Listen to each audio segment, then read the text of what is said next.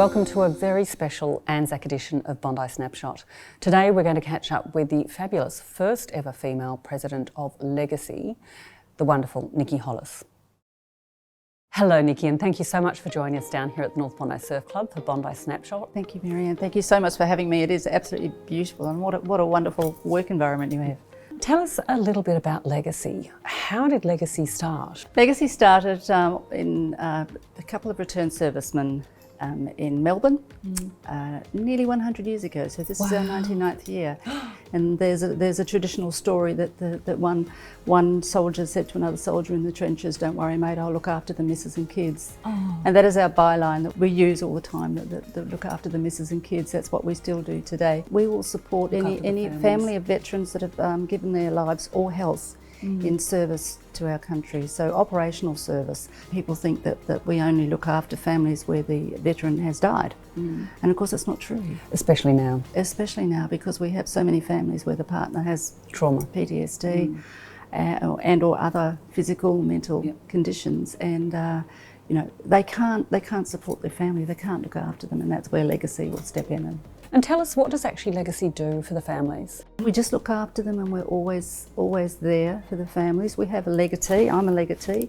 All of our legatees are assigned families to look after, and they're the personal contact, which is our ethos. It's the personal. Yes. The spirit, as we say, the spirit of Legacy is service. We're all volunteers, and we all go out there, and we become a shoulder to cry on, as it were, for the family, and we can direct them into whatever assistance and services they need. Of course, there are loads of services out there that they necessarily don't know about, and we do. So over the years of experience that we've had, we can direct them where to get help.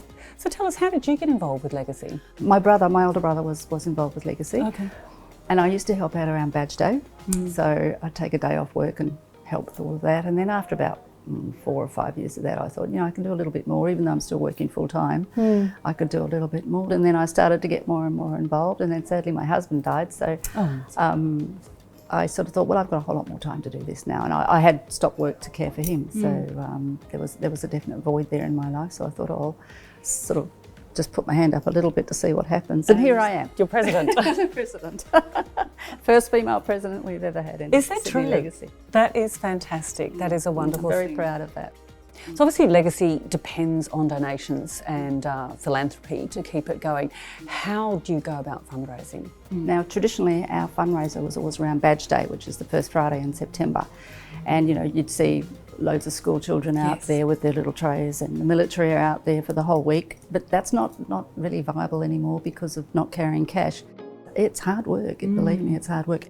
So Nikki, there's some other major fundraising things you're looking at doing. Tell us about that. Very exciting, Marianne. Next year we are having a torch relay, so similar to the Olympic torch relay, but we'll be starting in Pozieres, and so it'll be going to London. From London it goes to Perth. And then from Perth it will travel through every club throughout Australia.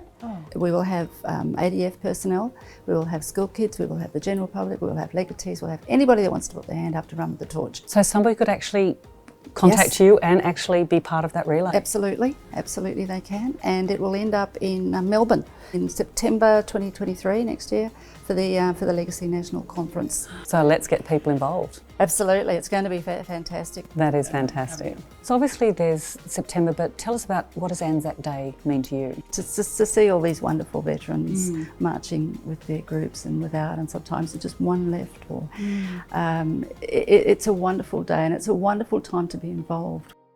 What are your goals and visions for the future of Legacy? I would really like to get younger people involved. One of our biggest problems now is that a lot of our legatees are getting very old. You know, we can't keep doing it at the age group that we have now. So we have to invigorate the younger people to do that. And I guess for people out there who obviously maybe haven't served, you don't have to be involved with the service to get involved or to volunteer. No, any walks of life can come in and volunteer. And you don't have to become a legatee, you don't have to make that full commitment, but you can just volunteer. And so somebody can just actually approach you through the website or contact you directly? Definitely, legacy.com.au. Please hop on there, or 1800 800 296 is our phone number. Please just make an inquiry, talk to me, ask for me. I'd love to tell you about Legacy. Thank you so much. It's been an absolute honour sharing this time with you, and really wish you all the best, and thank you for your good work, and look forward to helping you in the future. Thank you so much, and I hope you have a wonderful ANZAC Day, your first one here televised, which will be fabulous.